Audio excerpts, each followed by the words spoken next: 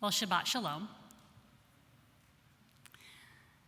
I would say that the upside of having your bat mitzvah around this part of the Torah is that it's pretty familiar.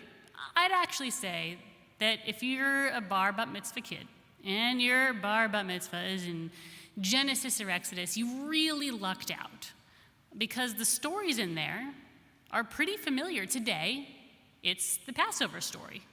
Passover story, okay, that's really familiar to, I'd say, most Jews and a lot of Christians also. We at least have a cursory familiarity with the Passover story. But there's a problem. There's a pitfall there as well. It can be too familiar.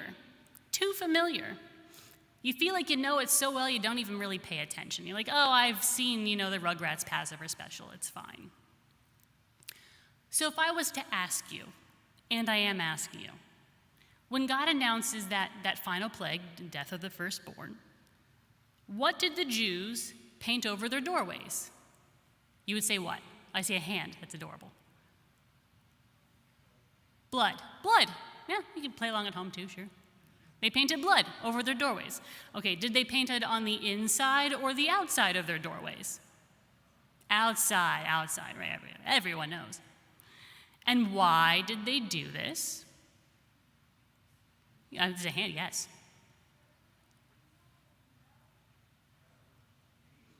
Because the angel of death would know, pass over this house, because we don't want to. And I would say, are you sure about all that? Right, because we're so familiar with the story. We've read the books, and we have the picture books, and we've all seen the Prince of Egypt movie, which I love that movie. And we learned about it in Hebrew school or day school, whatever you did.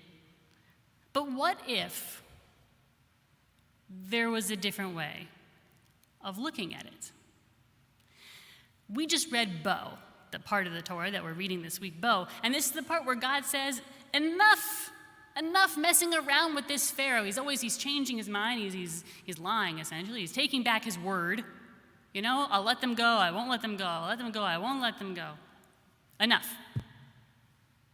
I'm taking the firstborn Egyptians, firstborn cattle, firstborn slaves, firstborn royalty. I'm taking them.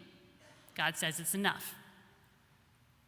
And very famously, God says to the Israelites, "V'haya hadam lechem le'ot," the blood on your houses shall be a sign for you. And when I see that blood, I will pass over. I will pass over you. We know that, right? This is very familiar. Rashi, medieval guy, rabbi, commentator, brilliant. And I love it when the old guys say stuff that's really crazy because you just never see it coming. He says, it says this is a sign for you, and the Torah says, God said, this is a sign for you.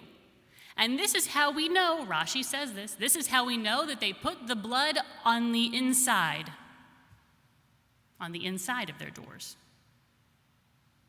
Well, that's the opposite of every picture I've ever seen. Every kid's book, every movie, Prince of Egypt doesn't have it on the inside. Also, gross. Rashi, I wouldn't want blood on the inside of my house. Ew. His point, he says, is that God doesn't need a marker to know who's a Jew and who's an Egyptian. God doesn't need that, Rashi says. Obviously, God would know. God knows everything. God knows that. And when I read what he wrote, I went, that's a good point. You have to admit that's a good point. It's a decent point. And he goes on to say that that's not why the whole blood splash thing happened at all. He said it's to let God know that the people inside that house could follow directions. It was so that God could know that the people inside that house would take action if they needed to. And then I got it. See, I don't remember a lot from Hebrew school. In my defense, it was a while ago. But I do remember they did this thing with us once. They had us have a debate. And we had all these different kind of quotes from, Jewish quotes, Torah, Talmud, whatever. And we had to debate what was more important Jewishly, actions or words. And the words, kids said words, obviously, because God spoke the world into being. Remember a couple months ago? Let there be light. And there was. And it was good. So clearly words are powerful. Words create. Words can also destroy. Destroy reputations. That happens with words. Words can destroy relationships. People's words can even cause loss of life. Words are powerful. The actions kids said, actions are more important. And the quote was from our ancient rabbis who say that anyone whose good deeds are more than their words will be remembered. You got more good deeds than words, people will remember your words. But the opposite is not true. If you talk more than you do, people aren't going to remember a thing you say. Actions are powerful because they are what make words stick and live and breathe. And they are what make words move through the world. It's action. This reminds me of that. Words are terribly powerful. They can create and they can destroy. People can use words to comfort. People can use words to inspire greatness. And people can cause harm with their words, which is why the Torah tells us you have to be accountable for that. It's why don't lie is one of the 10 commandments. You got to be accountable if your words cause harm. But actions. Emerson said that what you do speaks so loud that I cannot hear what you say. What we do with what is said, that's the force that changes the world, for good and for bad. And we are reminded of that here in the Torah right now, of that truth. And in it, the importance of seeking truth, of speaking truth, and acting true. Remember, the Jews painted the blood marker on the inside of the door to remind God. Rashi says that they're willing to act. But really, I think as much as that, it's to remind themselves that they have the capability to take action, to choose action, and to act true. And think about what happens just a little bit after this part, after this scene. You've seen the Rugrats Passover special, you know.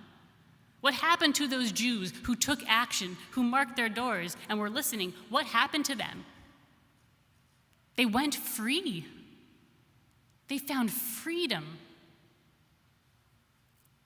Amanda Gorman, Youth Poet Laureate, with a wisdom and an eloquence that I will never achieve, says, if we're to live up to our own time, then victory won't lie in the blade, but in the bridges we've made. That is the promise to glade, the hill we climb if only we dare.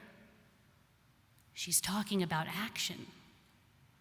It's because being American is more than a pride we inherit. It's the past we step into and how we repair it. She's talking about action. If we merge mercy with might and might with right, then love becomes our children's birthright. When day comes, we step out of the shade, aflame and unafraid. The new dawn blooms as we free it, for there is always light, if only we are brave enough to see it, if only we are brave enough to be it. The oldest words, some of the newest words, all speaking eternal truths, that our ability to speak and listen and act on what we have heard is what makes us powerful. Let us use our power to be a force for good in ourselves, in our country, in our world. Shabbat Shalom.